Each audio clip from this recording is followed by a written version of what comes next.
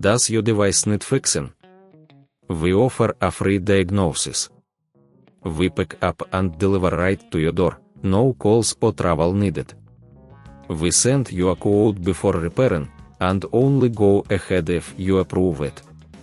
Easy, transparent, and professional. Link in description. Сьогодні ми розглянемо, як провести ремонт ноутбука MSI MS17B. Для початку, підготуйте всі необхідні інструменти, викрутки, пінцети та антисептичні серветки для очищення. Перш ніж почати, переконайтеся, що ноутбук вимкнено та відключено від живлення. Першим кроком є зняття нижньої кришки. Використовуйте викрутку, щоб відкрутити всі гвинти. Зверніть увагу на різні типи гвинтів, які можуть бути використані в різних частинах ноутбука. Після зняття кришки, обережно від'єднайте акумулятор, щоб уникнути короткого замикання. Тепер, коли ми отримали доступ до внутрішніх компонентів, важливо провести очищення. Використовуйте стиснене повітря, щоб видалити пил з вентиляторів та радіаторів. Це допоможе покращити охолодження вашого ноутбука. Якщо вам здається, що це занадто складно, пам'ятайте, що ми пропонуємо професійну діагностику без зобов'язань. Далі, перевірте стан оперативної пам'яті та жорсткого диска.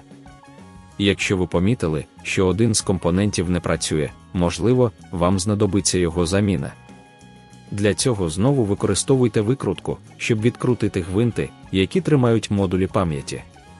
Пам'ятайте, що ми також пропонуємо забір і доставку до вашого дому, що робить процес ремонту ще зручнішим. Після заміни або очищення компонентів, зберіть ноутбук назад. Переконайтеся, що всі гвинти на місці і кришка щільно закрита. Не забудьте підключити акумулятор перед тим, як увімкнути ноутбук. На завершення, якщо ви хочете отримати кошторис перед ремонтом, зверніться до нас.